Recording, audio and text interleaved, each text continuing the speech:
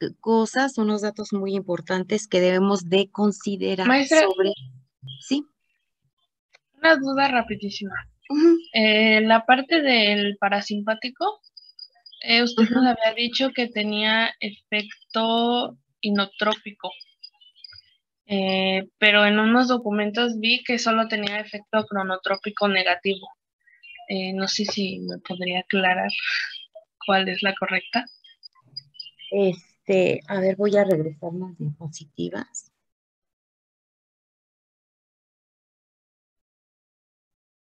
Recuerden ustedes que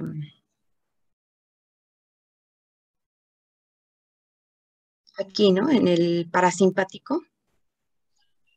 Sí. Ok, bueno.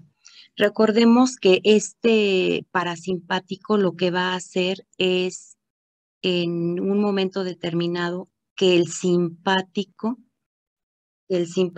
esté ejerciéndose. En ese momento lo que va a originar es decirle calma, detente, ¿verdad? Detente.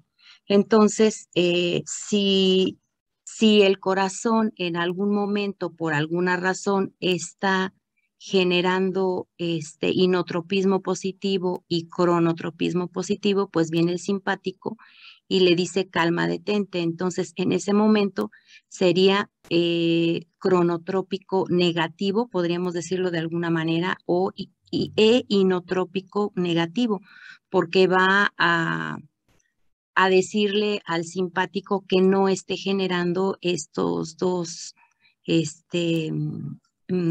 aumentos, ¿no? Tanto en el aumento de la frecuencia cardíaca como el de las contracciones, ¿no? El de la intensidad de las contracciones. Sí, es que haz de cuenta que en el documento en el que está en aulas, de eso de control nervioso, aquí dice, mire, le voy a leer como dice. Sí, sí. Dice, la estimulación del vago reduce la frecuencia cardíaca, o sea, eso es el cronotrópico negativo, ¿no?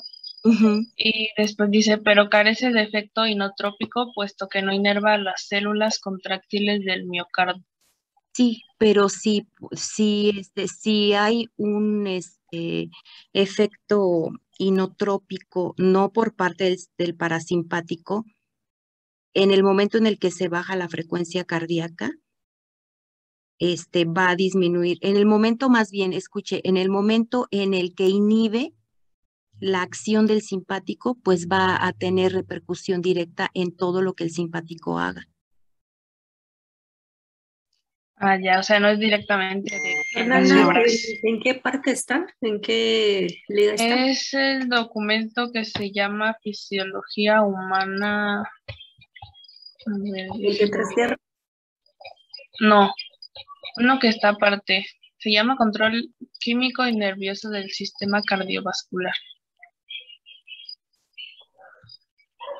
Porque en la parte de fisiología y hemodinamia están los capítulos 6 y 7 de... Sí, si no me equivoco, ese es el Tres Guerras. ¿O te refieres a lo que ya está en insuficiencia cardíaca? Espera, es que no recuerdo de dónde lo descargué, o sea, de qué unidad. Bueno, ok, lo checo. Lo checo porque yo también concuerdo con la doctora Ivonne en que sí hay un efecto cronotrópico negativo del parasimpático. Y más adelantito que veamos el mecanismo de acción de las catecolaminas, te va a quedar más claro por qué. Sí, ahorita Está el bien, gracias. principio, sí, de todas maneras, doctora que preguntó, ahorita para que no haya pues esa confusión, recordemos todo lo que genera el simpático, el parasimpático lo va a controlar de alguna manera, porque lo tiene que inhibir. Sí, entonces, si está originando inotropismo positivo, dromotropismo, incluso, sobre todo dromotropismo, el parasimpático va a a inhibir ello, ¿no? Entonces, por eso es que se genera de alguna manera, si lo nombramos, pues un cronotropismo, dromotropismo, inotropismo negativos, pero pues no tanto como negativos, porque tal vez usted lo esté entendiendo como inotropismo negativo. A ver, dígame, ¿qué entiende por inotropismo negativo? Sería como la disminución de la fuerza contráctil, ¿no? Disminución de la fuerza contráctil. Entonces, si el parasimpático está generando, vamos a poner que la mano que está generando así la mano que mece la cuna está rápido, rápido, rápido, y viene el parasimpático y detiene la mano, ajá, está aboliendo estas actividades del simpático. Ujú. Las está calmando, pero no tanto como para que baje, sino para que se regule a unos valores que entren en valores normales. Ujú. Entonces, bueno, te quiero poner un ejemplo. Mire, Entonces vamos a lo que poner, entendí es es, que, o sea, que si es, disminuye la frecuencia cardíaca, indirectamente va a disminuir como la fuerza contráctil. bueno, son propiedades diferentes de la célula cardíaca, del cardiomiocito. Son propiedades diferentes, diversas. Unas son en intensidad de las contracciones, ¿sí? El inotropismo, el cronotropismo en el número de latidos por minuto, ¿sí? El dromotropismo es una velocidad de la conducción, ¿sí? Una velocidad de la conducción. Entonces tienen de alguna manera sinergia entre sí, porque si aumento la velocidad de la conducción, voy a mejorar la contractilidad. Si se aumenta la velocidad de conducción, se acelera la frecuencia cardíaca. Y no tanto como acelerarla en los momentos en que sea necesario, sí. En los momentos en los que no, va a mantener eh, una frecuencia cardíaca y una actividad, digamos, normal. Ay, aquí quiero poner una R, normal. Ujú. Entonces, el simpático acelera, vamos a decir, ¿sí? Acelera. Y el parasimpático no tanto que desacelere, sino que se va en contra de este. ¿Sí me explico? ¿Para qué? Para llegar a la normalidad. Tal vez por eso es que está redactado de diferente manera y aunque no tenga una injerencia directa aquí con que disminuye, lo que va a hacer en este momento, aquí sí, vea usted, si aumentó para llegar a la normalidad, tiene que disminuir esta actividad, ¿sí? Vamos a poner aquí una frecuencia cardíaca de 150 latidos por minuto. No se va a quedar así, porque el simpático activo, pero viene parasimpático y la regresa aquí, a la normalidad, ¿ok?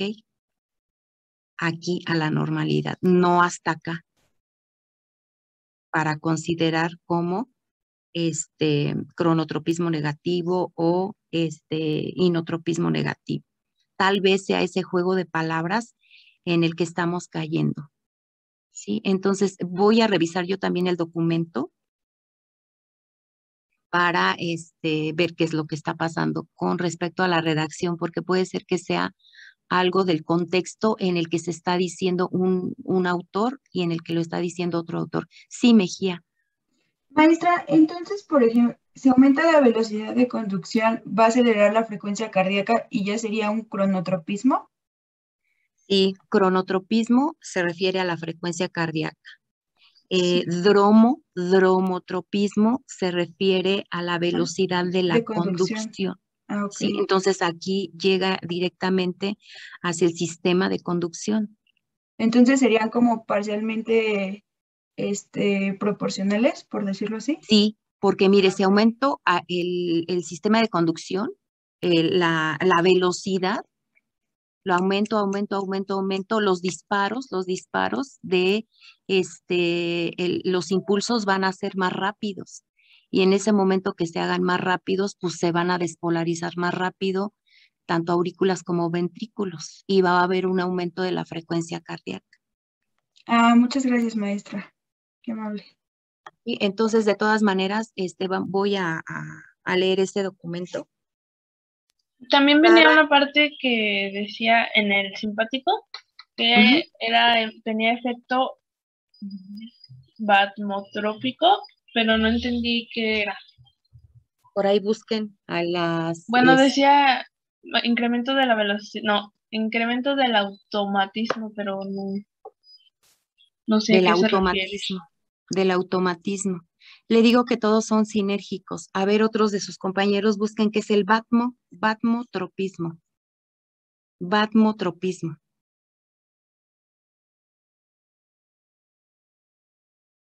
¿Ya lo tienen? Encontré que el corazón puede ser estimulado manteniendo un umbral. No, pero el batmotropismo como propiedad de la célula cardíaca. Porque también tiene, aquí todos son sinérgicos, todos tienen relación. Sí, doctora. Cuando tienes una célula que es excitable,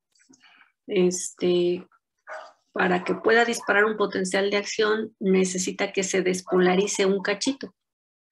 Entonces, ese cachito que necesita ser despolarizado puede ser mayor o menor, dependiendo de cuestiones como la fosforilación de los canales. Algunas modificaciones que tienen los canales que hacen más susceptible a la célula de disparar un potencial de acción. Es decir, la hace más excitable o menos excitable. Entonces, este efecto batmotrópico tiene que ver con eso, o sea, con la facilidad con que pueden disparar un potencial de acción. Entonces, en la medida en que se puede disparar, que la célula está lista para disparar un potencial de acción, pueden tener injerencia las otras propiedades que ya hemos hablado. ¿Sí? Si una célula tiene dificultad para el disparo de un potencial de acción, ¿habrá dromotropismo positivo?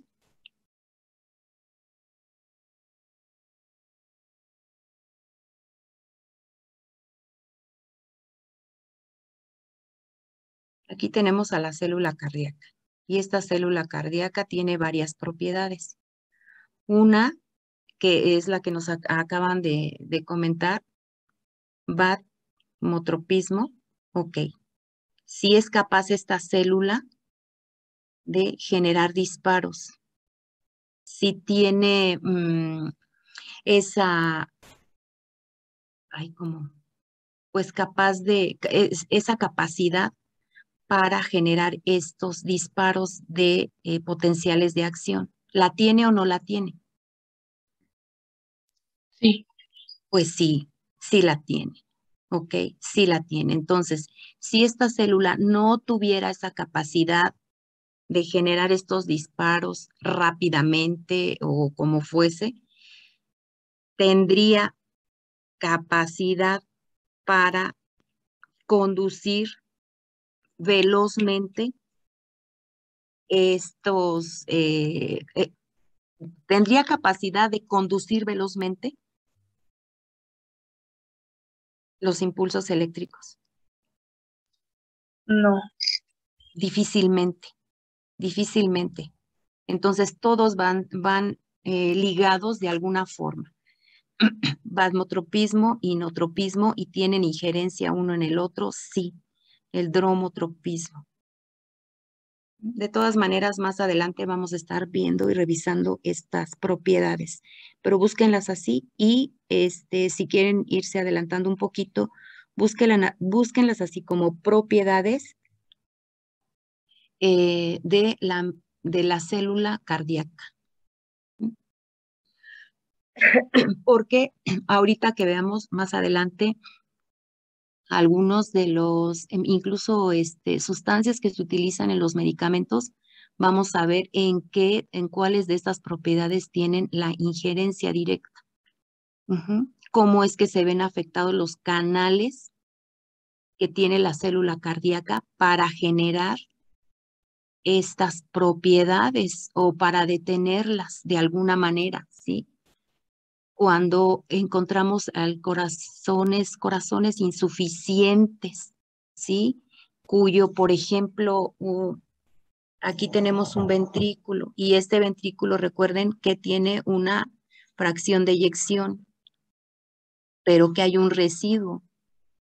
Cuando las paredes de este ventrículo no tienen la capacidad, son insuficientes para eyectar la cantidad necesaria de sangre, se queda más sangre. Entonces hay medicamentos que van a actuar a nivel de determinados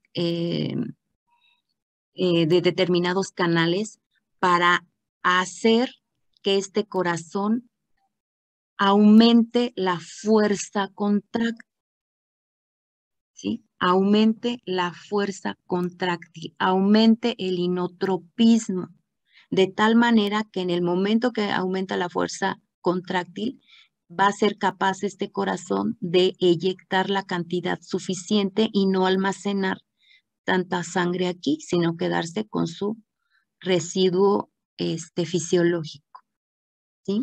Entonces, vamos a ver más adelante ello, pero de todas maneras, aquí voy a considerar esta pregunta que nos hizo su compañera, por favor.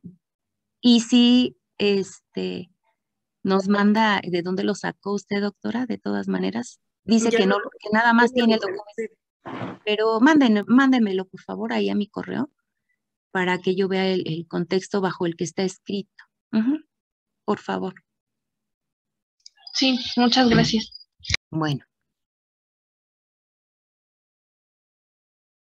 Bueno, entonces nos vamos sí. Aquí, por favor, alguien que nos quiera leer. Estos son datos que debemos de estar considerando,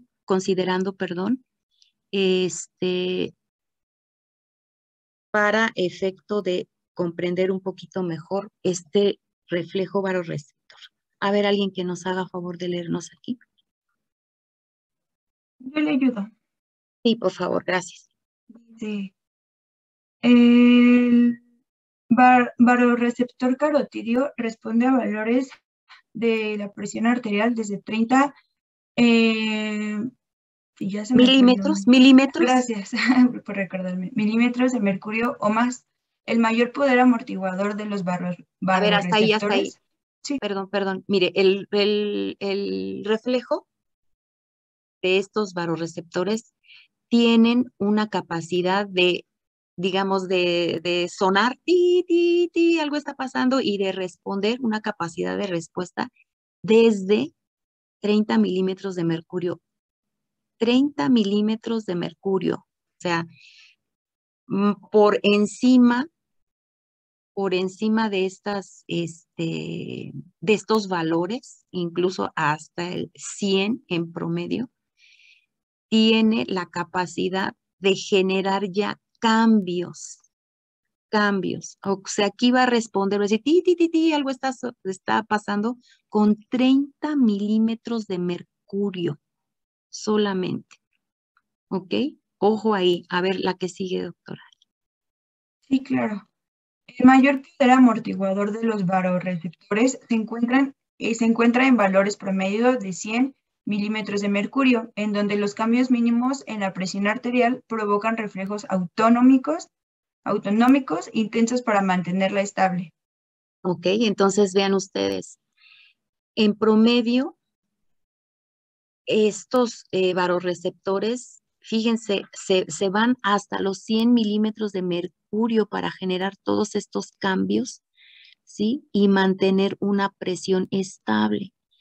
Por eso es que les comento que la hipertensión arterial sistémica es de difícil detección. Cuando se hace un diagnóstico a un paciente de hipertensión arterial sistémica, De mínimo, doctores, ya tiene 10 años de evolución la enfermedad. Ujú. Entonces, no sé si ustedes conozcan a algunas personas familiares o conocidos de ustedes que digan, ay, es que soy hipertenso. Me acaban de diagnosticar con hipertensión y oscilan entre los 50 40 años, más o menos, 45 un promedio. Y resulta que si apenas a los 45 años se las diagnosticaron, de menos tiene 10 años de evolución por esto que estamos leyendo aquí, doctores, que los varoreceptores están ejerciendo su actividad reguladora para mantener una presión acercada a la normalidad. Este es el gran problema bajo el que tenemos que, fíjense, problema para el diagnóstico, pero para la regulación, pues es lo más maravilloso y fantástico, porque 10 años de evolución va a impedir que una persona llegue a una complicación de de un pico de hipertensión, ¿sí?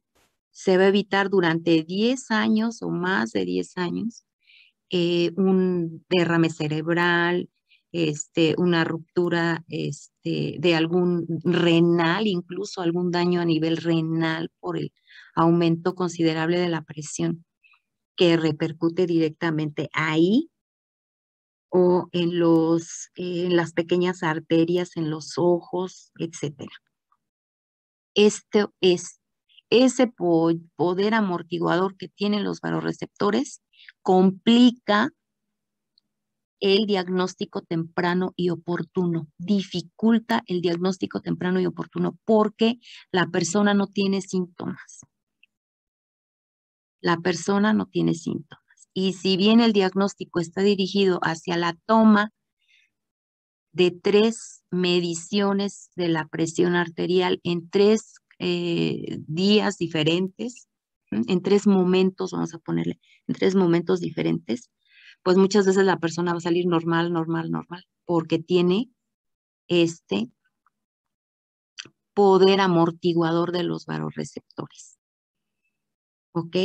Entonces ya llegan con de menos 10 años de evolución. Nunca sentí nada, me siento bien, y así lo manifiestan, se los firmo donde ustedes quieran.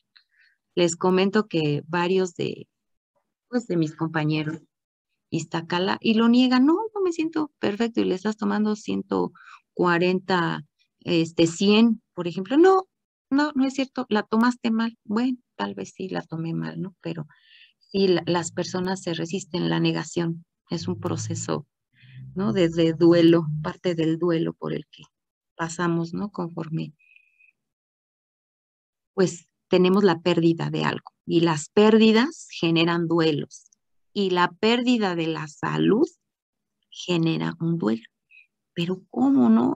Yo no puedo ser hipertenso.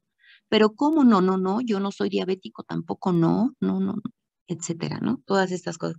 Pero vean el por qué esto. Los tratamientos, doctores, también van a estar influenciados por esta capacidad de los varoreceptores. De ahí la importancia en que la persona hipertensa tenga valoraciones mensuales. De ahí la importancia en que la persona hipertensa inicie con un tratamiento de primera línea y conforme va evolucionando se vayan cambiando los medicamentos para de alguna manera ganarle a los varoreceptores. ¿Ok? A poco ustedes en su práctica van a ir teniendo experiencia en cómo se debe ir tratando a un paciente hipertenso. Bueno, a ver, continuamos aquí, por favor. Ojo, esto de aquí es súper importante. Este reflejo varoreceptor en ciertas personas, se ve disminuido. Y antes de el diagnóstico, ¿cómo nos va a afectar? A ver, léanos, por favor, este reflejo varoreceptor. ¿Está? Sí. Disminuido en personas con obesidad asociado al nivel de grasa abdominal. También va a estar disminuido en enfermedades crónico-degenerativas, asociado a un incremento constante de las resistencias vasculares y disminuido en personas con estrés crónico. Gracias.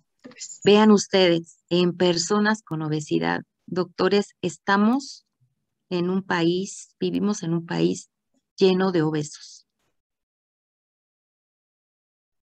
Sí, lleno de obesos. El día de ayer, pues salí yo un ratito aquí a la casa, de la casa, rápido a unas cosas que tuve que hacer.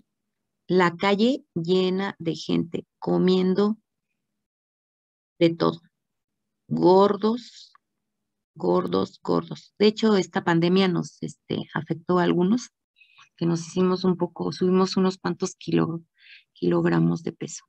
Pero si ves a las personas y dices, Dios mío, ¿cuándo bajarán? Entonces vean a lo que nos vamos a enfrentar. Personas con obesidad, pero vean a la grasa abdominal, la grasa que tenemos en los cachetes, en las mamas, en las nalgas, en otra parte del cuerpo, no genera esta actividad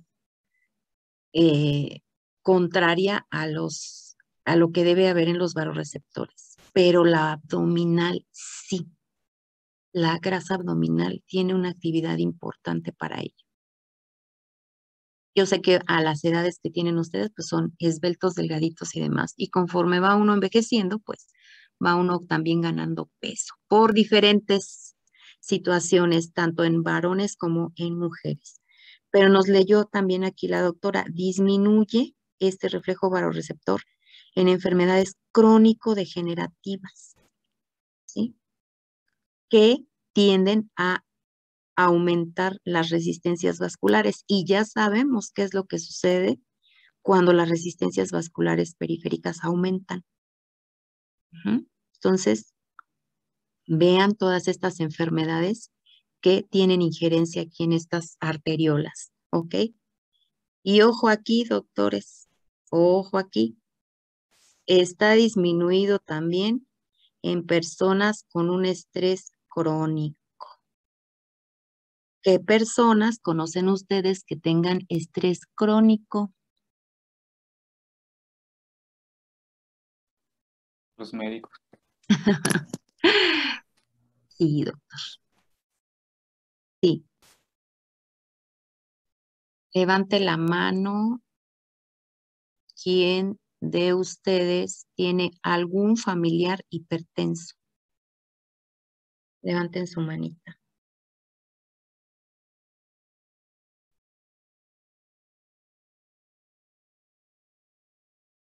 12 y aumentando. 14, 15, 16, 17. 17 participantes levantaron la mano. Yo levanto la mano, somos 18. ¿Sí? Somos 18 personas de 36 que estamos aquí. Vean ustedes entonces.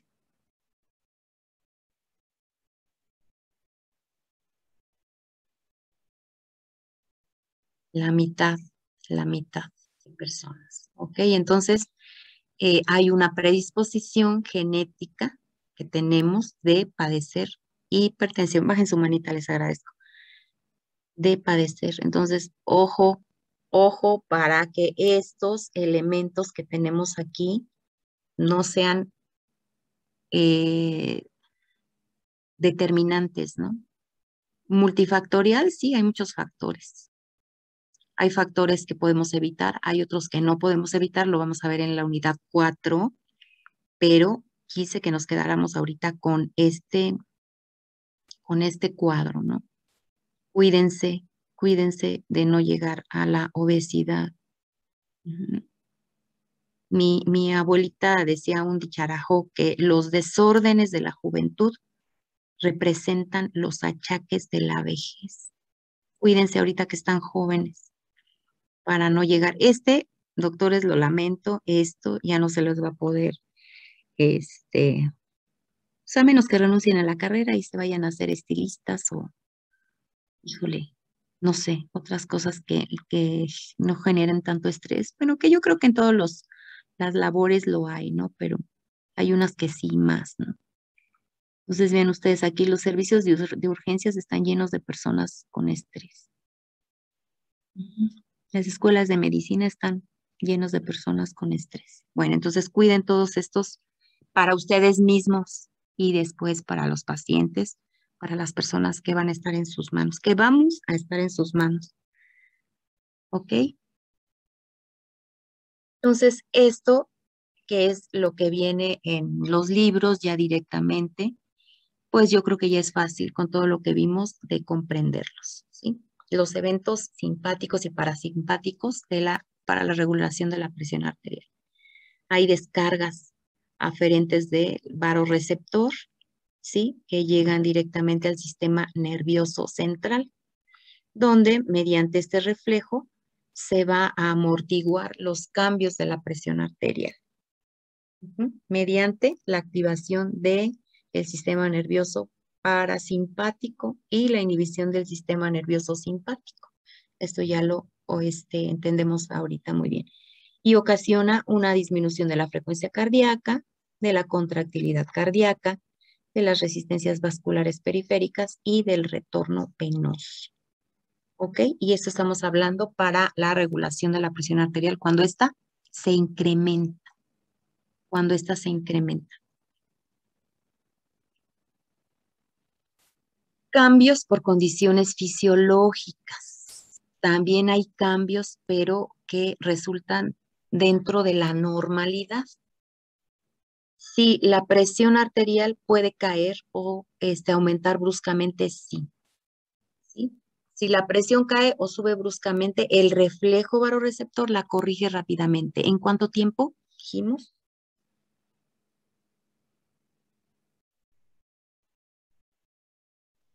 ¿Por qué decimos que es el más rápido?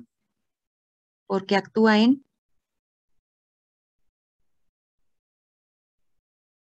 ¿Segundos?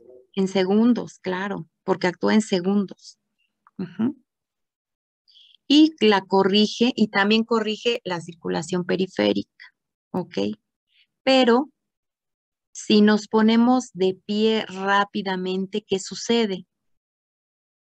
A lo mejor estamos dormidos, acostaditos, ya despertamos y de buenas a primeras oímos un ruido estruendoso muy cerca de nuestra casa y nos levantamos súbitamente. ¿Aumenta la frecuencia? Si nos levantamos súbitamente con respecto a la presión arterial, ¿qué sucede? Sí es correcto lo que acaba de decir, doctora, pero con respecto a la presión, ¿qué sucede? Una hipotensión. Exacto. Entonces decimos, ay, ay, ay, me estoy mareando, ¿no? A mí me ha sucedido, sí me ha sucedido y hasta me voy así como de lado. Tomo aire, lo sostengo y ya se quita ese efecto inmediatamente, ¿no? Pero ponerse de pie es un evento de alguna manera fisiológico si baja la presión arterial. Inmediatamente se restablece, por supuesto, sí se restablece, porque entra precisamente la huida, ¿no? Todo el simpático empieza a hacer de las suyas, entonces todo esto se restablece. Cambios hemodinámicos inducidos por la respiración. Si ahorita nos ponemos a respirar, a hiperventilar, ¿qué es lo que podría suceder? ¿Podríamos caer desmayados?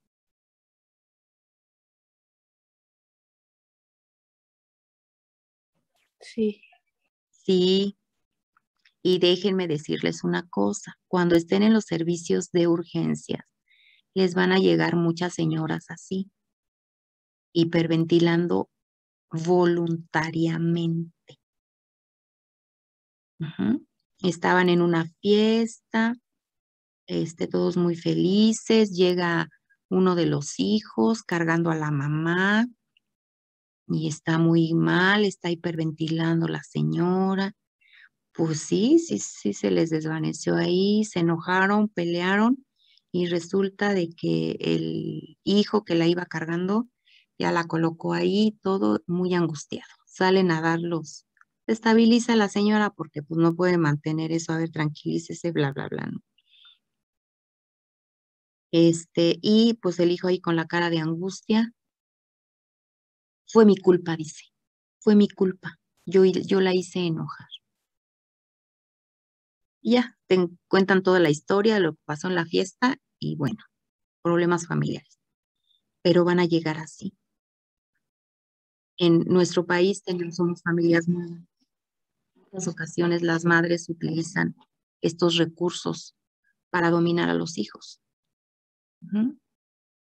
En los matriarcados es algo muy común, ¿no? Entonces las mamás son de alguna manera, pues muy devotas de utilizar este tipo de recursos para hacer sentir mal al hijo, etcétera, ¿no? Entonces, pues ya la señora en 15 minutos pues se va caminando a su casa. Van a llegar a ustedes también jovencitas de 14, 15 años, hiperventilando. Y ya al ratito, pues lo que dices, me mandas llamar a la mamá, que también viene angustiada, que pues que se quería ir a una fiesta y no la dejaron y luego se puso mal, pobrecita. Ya le dices, la mamá preocupada, ¿no? La mamá, porque es que van varias veces que le sucede y pues casualmente le sucede cuando no le dan permiso, ¿no? Se está hiperventilando, empieza a hiperventilar y cae desmayada. Ujú. Por el berrinchito de que no la dejaron. Y ya te Ya pregunta la nos está mamá. dando trucos, maestra. Ajá. Pero pues cuando lleguen a los hospitales y sus mamás nos pregunten qué hago, un par de cachetadas y tranquila. Y si no, aquí le, No, bueno, miren, desde que estamos hiperventilando las cachetadas para que te relajes. sí, fíjense. Y pues así le dices a la señora, ¿no? ¿Qué le hago? ¿Qué le doy? ¿Cuál es el tratamiento? Bien angustiada a las mamás, ¿no? Pues nada más un par de cachetadas, señora. Y punto. O tráigala aquí. O mire, aquí está fíjense, en antaño, hoy en día ya no se hace eso, pero a mí todavía me tocó. Se utilizaban las famosas inyecciones alemanas, agua destilada y alcohol. Se les inyectaba, no, mira, con esto te vas a poner rapidísimo. Pues un ardor horrible. Gritaban y se les bajaba todo lo que se les tenía que bajar. La angustia, la depresión, el coraje, todo se les bajaba. Ujú. Hoy en día, pues eso ya no se utiliza. Y algunos de mis compañeros, profesores y demás, tenían unas siglas para nombrarles qué es, pues todos nos decimos, ¿qué te llegó, no? Para presumir cuál es el mejor caso que nos ha llegado. Dice, pues a mí me llegó una PBI y les voy a traducir con todo el respeto del mundo la PBI. ¿Qué tienes tú? Pues una PBI, pinche vieja histérica, ¿no? Eso era lo que era la famosa PBI. Pero ustedes Y aprendan que eso ya no se debe de hacer, ¿eh? no, ya no, no, no, no, no, imagínense, no, eso ya, pero a mí todavía me tocó así como la colita de todas esas cosas que hicieron. De hecho, por muchos años, los pacientes han sido maltratados, muy maltratados. Entonces, Además, miren, en todo caso sería H, ¿no? Porque sí, este exactamente, comienza ujú, con H. así es, pues hasta las siglas tienen faltas de ortografía, sí, pero pues así les decía. Este, Y como a todo le ponemos las siglas que hoy en día, incluso cuando ustedes hagan sus notas o cuando ustedes hagan sus resúmenes médicos, no debe de haber siglas. Sin embargo, pues se siguen utilizando. Entonces, oye, ¿esto qué es? Luego no lo entiendes, no sabes. Y cada quien hace sus siglas como se le da su reverenda gana. Eso ya está, eh, pues, no prohibido, pero no es correcto que en los expedientes se se escriban las cosas precisamente por esto, ¿no? Pues las PBI pues debía de ir con H, pero no le escribieron con H, quién sabe qué cosa será. Ok, entonces, ya no sé ni por qué terminamos hablando de esto, pero bueno, las hiperventilaciones originan una disminución de la presión arterial y la persona cae al suelo. ¿Ok? La maniobra de Valsalva también puede originarnos, ya la vieron en práctica clínica. Por ahí algunos, no sé si en este grupo o en otro me comentaban de esta maniobra que les habían dicho que también podía originar un cambio brusco de la presión. Y el ejercicio, pues eso es normal, ¿no? Una persona que sale a correr 40, 50 minutos, pues mantiene por ese tiempo una presión arterial sistémica, pues elevada, ¿verdad? Una frecuencia cardíaca elevada, por consiguiente. Ok, entonces pónganse bien abusados. Estos cambios, pues pueden ser por condiciones patológicas, la edad. Conforme vamos envejeciendo, las arterias se van esclerosando, aparte de que se van arterioesclerosando. ¿Ok? Entonces, las personas adultas mayores, los vasos se hacen menos elásticos, pierden la elasticidad sus vasos, entonces se le denomina, el término es escleróticos. Se esclerosan las arterias. Aparte, pues conforme avanzamos en edad también, las formaciones de las famosas estrías grasas que después se convierten en placas de ateroma, pues también hacen lo propio, ¿eh? Hacen lo propio. Hace algún tiempo leía yo un artículo en donde a un pequeño de 12 años que falleció, se le hizo una disección de la aorta y ya tenía estría grasa a los 12 años. ¿Ok? Entonces a los 20, a los 30, a los 40, pues imagínense. ¿Ok? Bueno, conforme va avanzando, todo ello va aumentando. Entonces, la edad podría considerarse ahí una condición patológica, pues sí. Las enfermedades crónico-degenerativas, pues ya vimos que también, por supuesto. Padecimientos infecciosos y agudos, sí, sobre todo cuando se compromete la hemodinamia. Cuando hay compromiso hemodinámico, pues estamos considerando patológico e incluso nunca vayan a dar de alta un paciente que tiene compromiso hemodinámico. Nunca. Se van a la cárcel. ¿Ok? Ahora aquí, síndrome de apnea o hipopnea del sueño. Las personas pícnicas tienden a roncar. Entonces, si ustedes tienen oportunidad, vean a una persona. Si vienen en transporte público y ven a un gordito que está dormido, échenle un ojito discretamente. No se le vayan a quedar viendo porque se despierta. Me han contado que si uno ve a la persona que viene dormida, se despierta. Bueno, discretamente échenle el ojito y van a ver cómo en el momento en que ronca y se detiene y lo observas y no respira. Hasta después. ¿Ok? Entonces, esa es la famosa apnea o hipopnea del sueño. Hay una disminución importante de oxígeno ahí, doctores. Se queda sin respirar hasta que después. Y por supuesto, la calidad de estas inspiraciones, pues es deficiente. De ahí el nombre. Ujú. Privación del sueño. Cuando tardamos días sin dormir, posguardia. Ujú. Y que después de tu guardia tienes que hacer tu tarea. Ujú. Tienes que preparar tu tema. Ujú. No duermes. La privación del sueño nos genera hipotensión. ¿Ok? Intolerancia al ortostatismo. ¿Qué es el ortostatismo, doctores?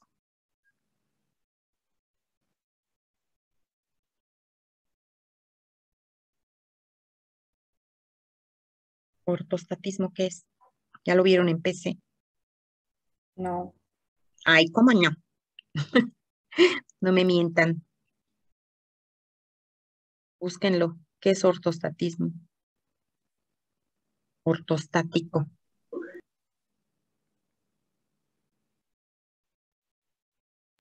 Me parece que es una forma de presión arterial baja que se produce cuando te pones de pie tras estar sentado o acostado.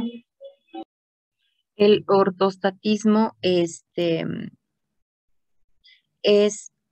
cuando estamos, acostados. Ujú. Cuando una persona está acostada, se refiere a esa posición de acostado. Entonces, hay personas que no pueden estar acostadas porque no pueden respirar, sobre todo algunas personas con padecimientos cardíacos. Ujú. Hay una apnea ortostática. ¿No la han visto? Ahí en cardio, en PC. La persona No, tiene que todavía estar no. sentada, bueno, lo van a ver. La persona tiene que estar sentada para poder, sentirse satisfecha con las inspiraciones, de tal manera que acostada no puede estar. La persona no puede estar acostada porque siente que no puede respirar, tiene la sensación de falta de aire, que es la disnea. Ujú. Vean aquí, consumo de café, tabaco también causa este tipo de alteración de la presión. Sí, Cruz, Antonio, díganos. Ahí en consumo, bueno, también sería el consumo de bebidas energéticas, ¿no? Híjole, fíjese que, a ver, ¿qué hace una bebida energética, doctor?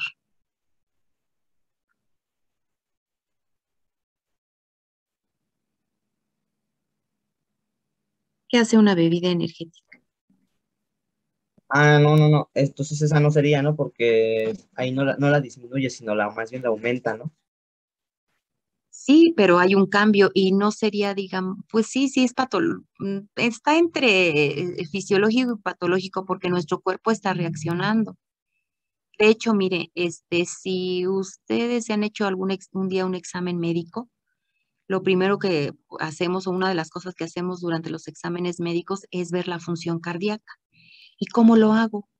Pues a mi paciente en reposo, tomo su frecuencia cardíaca, escucho sus ruidos cardíacos, su tono, la intensidad, el ritmo, ¿verdad? Todo ello.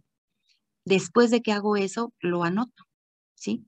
Tomo mi nota y después le digo, haz 10 sentadillas.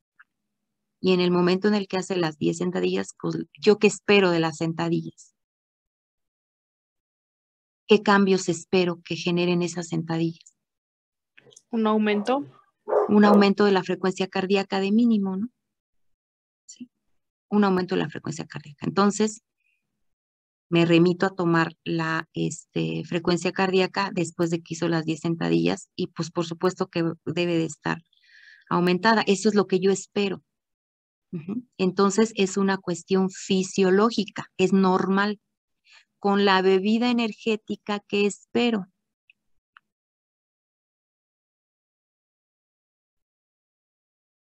Igual, ¿no? Un aumento de la frecuencia Pues cardíaca. sí, pues sí, no caería dentro de lo patológico. Espero un aumento de la frecuencia cardíaca.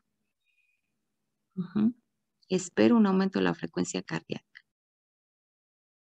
A lo mejor vasodilatación, pero pues eso es una respuesta fisiológica correcta de un corazón, de un sistema cardiovascular suficiente. Entonces no lo podríamos considerar como patológico. Sin embargo, el café y el tabaco tienen algunas sustancias que generan daño al endotelio y ese daño al endotelio repercute en la frecuencia cardíaca, ¿sí? En el cronotropismo, en el vasmotropismo, etcétera, ¿sí? Entonces, si ya me está generando algún daño ahí a nivel del endotelio, ya voy a tener alteraciones a nivel de las respuestas que espero de ese vasoconstricción, vasodilatación, etcétera. Ujú. Entonces, estas bebidas, pues no podríamos, tal vez a la larga, doctor, pues me genera vasodilatación, pues sí, y a la larga este tipo de bebidas pueden generar daño al endotelio y un daño al endotelio pues repercute en todo el sistema. No sé si me expliqué. Ah, ok, sí, sí, sí. Bueno, entonces por un lado tenemos las respuestas fisiológicas que se esperan y que me hablan de un corazón suficiente en ese momento, pero a largo plazo sí me podría generar un daño. Ujú, y convertirse ya en algo patológico. No consuman esas bebidas. Ah, sí, es que bueno, eso, bueno, es que tal vez no hice bien mi pregunta, pero sí, más que nada me refería a eso, no como al consumo, bueno, de que te tomes una bebida, sino al consumo constante, ya que sea casi, pues, por ejemplo, diario. Pues sí, exacto. Miren, nosotros tenemos un horario, digamos, diurno para trabajar y un nocturno para descansar. Necesitamos de un reposo, de una recuperación, y esa recuperación, pues, es a través del dormir. Sin embargo, con nuestra actividad médica, en la actividad intrahospitalaria, pues eso no se da. Entonces, pues sí tenemos muchas repercusiones de ese tipo. Ujú. Miren, a cierta edad eso la verdad ni se siente. Sí nos da sueño, pues, por supuesto que sí, sí nos da sueño, pero yo les voy a decir varias ocasiones, no dormí por una semana, en varias ocasiones. Una semana completita, completita sin dormir. Hoy en día digo, ay, ¿cómo pude aguantar eso? ¿Cómo pude aguantar eso? Pero en varias ocasiones, y a ustedes les va a suceder eso, doctores, también. Pero a la edad que ustedes tienen, pues todo eso lo soportan. Que a la larga, cuando sean viejitos, pues también van a tener algún tipo de repercusión. Algunos de compañeros médicos ya grandes, pues ustedes los ven, ¿no? Ni nos toca, o sea, no es un secreto ni nada. Con nuestros profesores durmiéndose en las clases, ¿no? Pues ya tienen ahí un, pues un agotamiento crónico, y pues por supuesto que repercute a nivel cardiovascular, por supuesto. Entonces, pues ya lo que hacemos es ¿no? Un agotamiento crónico. Pero bueno, no podemos evitarlo porque la actividad así es. La gente llega y llega y llega y llega en la noche, y en la noche, en la madrugada es cuando más se enferman. No sé por qué. A las señoras que van a parir en la madrugada. Justo cuando se vació la sala de la toco, no hay nadie en las camas, todo está tranquilo y boom, en un momento a otro se llena, se llena. No, no, pero así es, en la madrugada. Justo cuando dices, ay, pues voy a dormir un ratito, 20 minutos, una hora. Ja, ja, ja, ja, ja. Ni se hagan ilusiones, eso no sucede. Bueno, vean ustedes aquí también sobrepeso, obesidad, ya lo comentamos. La temperatura ambiental en los lugares muy fríos, por ejemplo. ¿Qué es lo que sucede con los vasos? Muy frío, que esté nevando, ¿Hay vasoconstricción? hay vasoconstricción. Así es. Y si no se resuelve de alguna manera, ¿qué sucede con las personas con hipotermia? Se les necrosan sus deditos, ¿no? Todas las zonas más distales pueden tener necrosis. ¿Ok? Bueno, entonces hay vasoconstricción y al haber vasoconstricción, ¿qué sucederá con la presión arterial?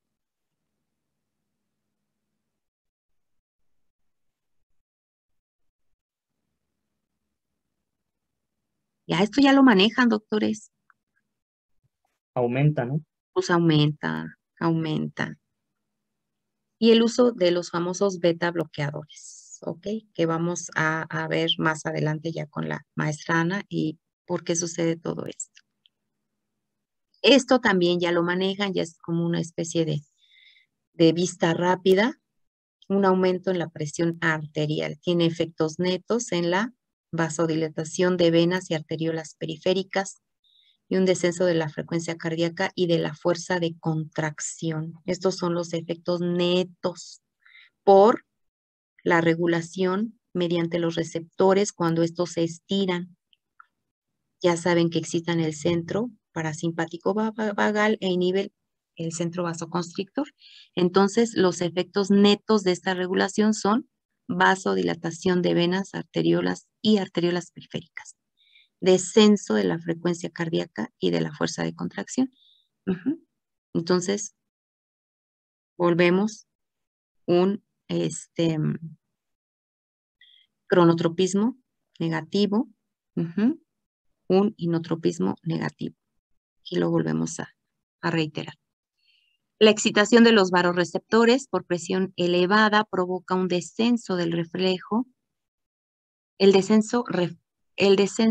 reflejo de la presión arterial, que se traduce en descenso de las resistencias periféricas, ¿ven?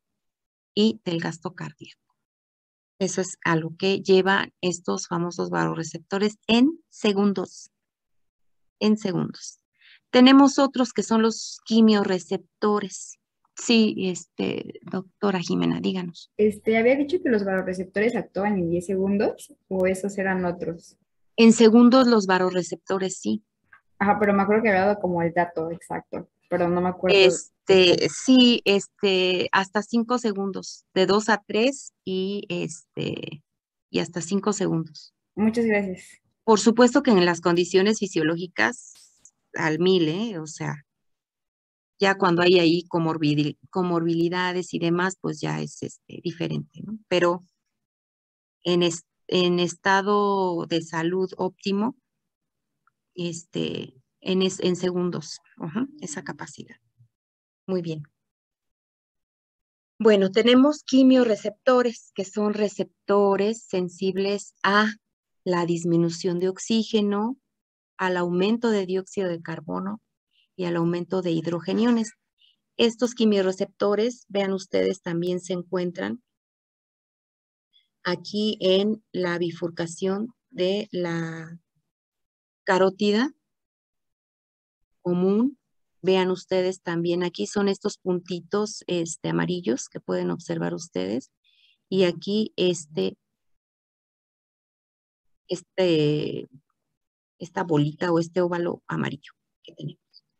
¿Ok? Están ahí también alojaditos, pero tienen sensibilidad no al estiramiento como los vasoreceptores, sino a cuando hay una disminución de oxígeno, cuando hay un aumento de dióxido de carbono y cuando hay un aumento de hidrogeniones. Alguna de estas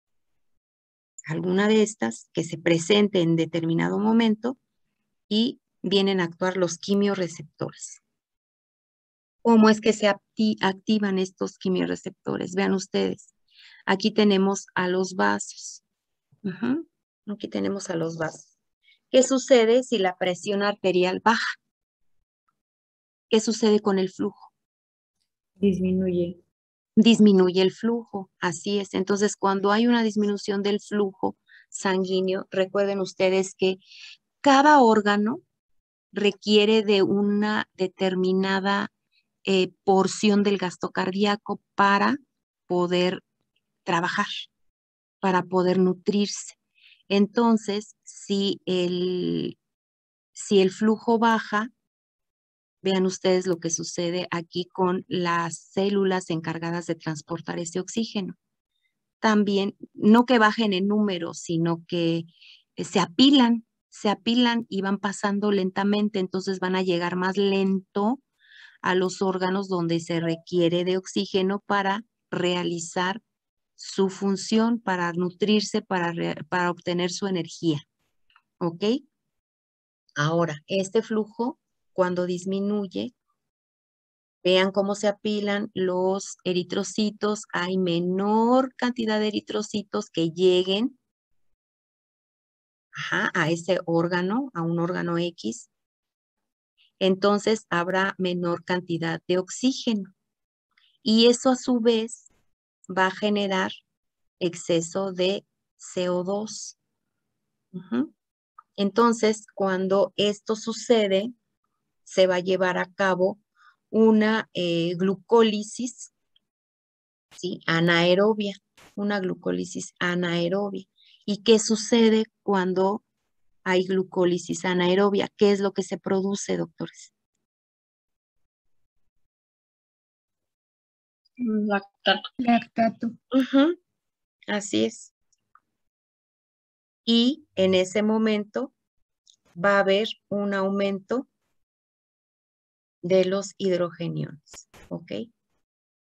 De ácido láctico que pasa a lactato, se van a estar liberando estos hidrogeniones. Entonces, en estos momentos, vean cómo influyó esta vasoconstricción o esta disminución de la luz de este vaso y afectó. ¿Cómo? Pues disminución de oxígeno, ¿sí? Ahí está uno. Luego, glucólisis anaerobia, donde se liberan los hidrogeniones. Pues van a entrar a decir, hay hidrogeniones de más. Y, por supuesto, pues este exceso de CO2, que es de lo que comentamos acá. Disminuye el oxígeno, aumenta el dióxido de carbono y la cantidad de hidrogeniones por este efecto, por este evento. Bueno, aquí nos ponen un ejemplo donde está una placa aterómica. Pero, por ejemplo, cuando hay daño endotelial, también puede haber una vasoconstricción sostenida.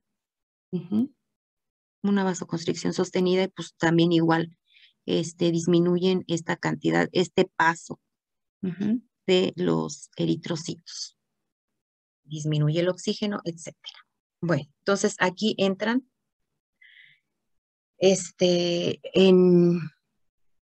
en acción estos quimiorreceptores para regular también esta presión. Tenemos un famoso reflejo de Bainbridge que tiene que ver directamente con las aurículas. En las aurículas también hay algo que conocemos como mecanorreceptores que están a este nivel de las paredes auriculares y sobre todo cuando hay reflujos. Cuando hay reflujos de sangre de ventrículo a aurícula. Entonces es muy parecido a los de los vasoreceptores. Hay un estímulo. ¿Cuál es el estímulo? Pues que se elongó, que se hizo grandota la pared de la aurícula.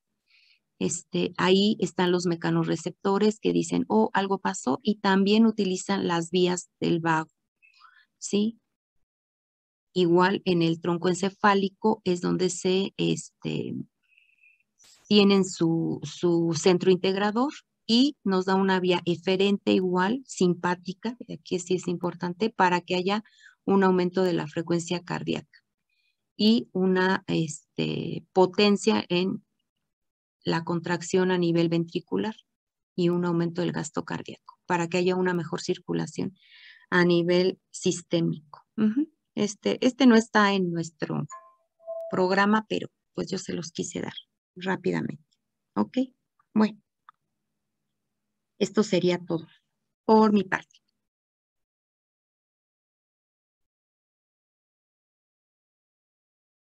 Muy bien. Hacemos un break de 10 minutos y regresamos con regulación humoral.